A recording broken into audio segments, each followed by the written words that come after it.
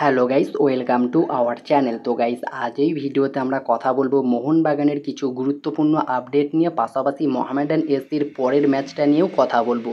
তো ভিডিওটা ইন্টারেস্টিং হবে, শেষ পর্যন্ত দেখতে থাকো। আমাদের চ্যানেলে প্রথমবার এসে থাকলে সাবস্ক্রাইব করে পাশের বেল আইকনটিকেও ক্লিক করে দিও। তো চলো শুরু করা যাক।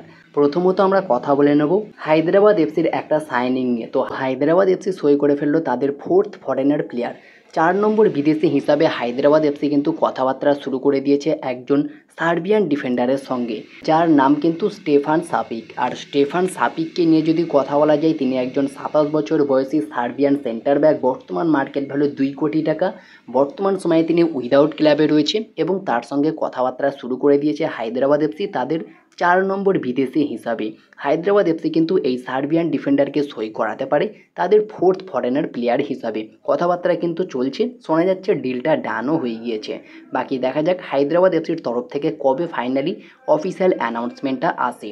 এরপরে যদি কথা বলা যায় গ্রিগ স্টুয়ার্টকে নিয়ে, তো গ্রিগ স্টুয়ার্ট কিন্তু মোহনবাগান ডিফেন্স নিয়ে কিন্তু একটা বড় মন্তব্য করেছে নর্থ ইস্ট ম্যাচের পর। কি সেই মন্তব্য, সেটা নিয়ে যদি কথা বলা যায়, গ্রেগ স্টুয়ার্ট তিনি জানিয়েছে, আমরা নিয়মিত গোল খাচ্ছি কারণ আমাদের ডিফেন্সে ভুল থাকছে।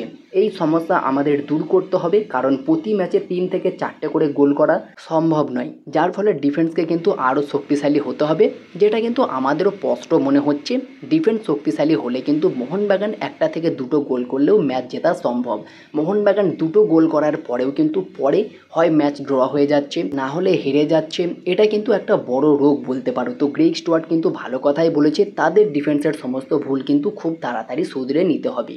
দেখা যাক পরের ম্যাচে কতটা ভালো ডিফেন্স করতে পারে। তবে নর্থ ইস্ট ম্যাচে কিন্তু দীপেন্দু বিশ্বাস বেশ ভালোই খেলেছে। বাকি দেখা যাক পরের ম্যাচটা কিন্তু বেঙ্গালুরু এফসির সঙ্গে রয়েছে, তাদের বিপক্ষে মোহনবাগান সুপার জায়ান্টের ডিফেন্স কেমন খেলে এটার দিকে আমাদের অবশ্যই নজর থাকবে।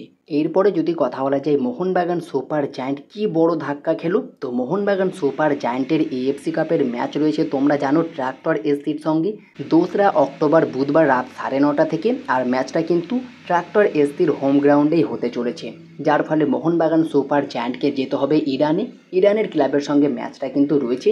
তবে বর্তমানে যে সবচেয়ে বড় ধাক্কাটা খেলো, ভিসা সংক্রান্ত সমস্যার কারণে মোহনবাগানের বেশ কিছু বিদেশি কিন্তু এই ম্যাচে খেলতে পারবে না বলে বর্তমান সময়ে আপডেট বেরিয়ে আসছে। তবে এখনও পর্যন্ত চূড়ান্ত বা কনফার্ম কোনো আপডেট নেই। এই আপডেটটাই বেরিয়ে এসেছে ভিসা সংক্রান্ত সমস্যার কারণে মোহনবাগানের বেশ কিছু বিদেশি কিন্তু এই ম্যাচটা খেলতে নাও পারে। দেখা যাক পরে কি আপডেট আসে। এই ম্যাচের আগে কোনো রকম কনফার্ম আপডেট বেরিয়ে আসলে অবশ্যই জানিয়ে দেবো। তবে এটা একটা বড় ধাক্কা খেতে পারে মোহনবাগানের বিদেশিরা যদি ভিসা সংক্রান্ত সমস্যার কারণে এই ম্যাচে পুরো 7জন বিদেশি না খেলতে পারে।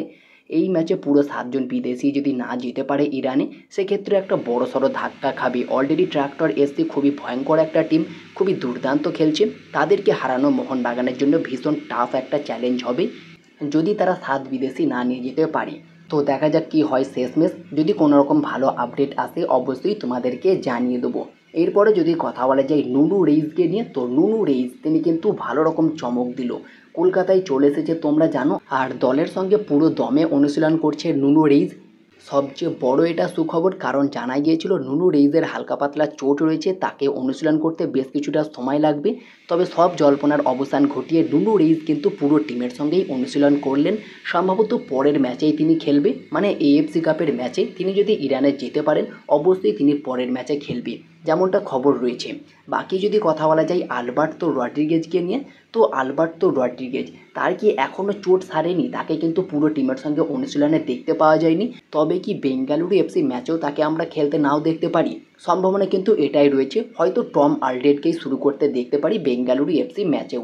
আলবার্তোকে নিয়ে কিন্তু এখনও পর্যন্ত চূড়ান্ত কোনো আপডেট পাওয়া যায়নি।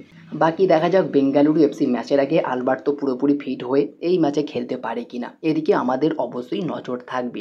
এরপরে যদি কথা বলা যায় মোহামেডান এসসির 3য় ম্যাচটা নিয়ে, তো মোহামেডান এসসি এই মরশুমে নতুন এসেছে আইএসএলে, 2টো ম্যাচ খেলেছে, একটা ড্র করেছে, একটা হেরেছে। তবে 2টো ম্যাচ কিন্তু খুবই ইমপ্রেসিভ ফুটবল খেলেছে মোহামেডান এসসি।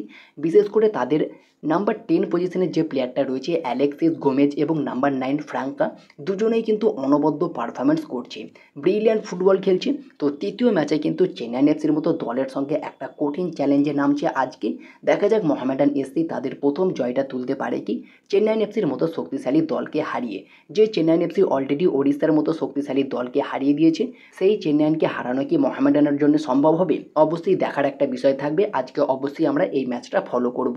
চেন্নাই এফসি তারা কিন্তু একটা ম্যাচে একটাই জিতেছে ওড়িশা এফসির এগেনস্টে, 3 পয়েন্ট নিয়ে তারা কিন্তু 5 নম্বরে রয়েছে। মোহামেডান এসসি 2 ম্যাচে 1 পয়েন্ট নিয়ে 10 নম্বর পজিশনে রয়েছে। বাকি দেখা যাক এই ম্যাচে জয় কার আসে, মোহামেডান এসসি নাকি চেন্নাই এফসি। তোমরা মেনলি কী চাও, কোন দল জিতবে এই ম্যাচে, অবশ্যই কমেন্টে জানিও। তো এই ছিল আজকের ভিডিওটি ভালো লাগলে লাইক শেয়ার কমেন্ট অবশ্যই করে দিও। আমাদের চ্যানেলে প্রথমবার এসে থাকলে সাবস্ক্রাইব করে পাশের বেল আইকনটিকেও ক্লিক করে দিও। তো দেখা হচ্ছে আবার নেক্সট ভিডিওতে। Bye bye.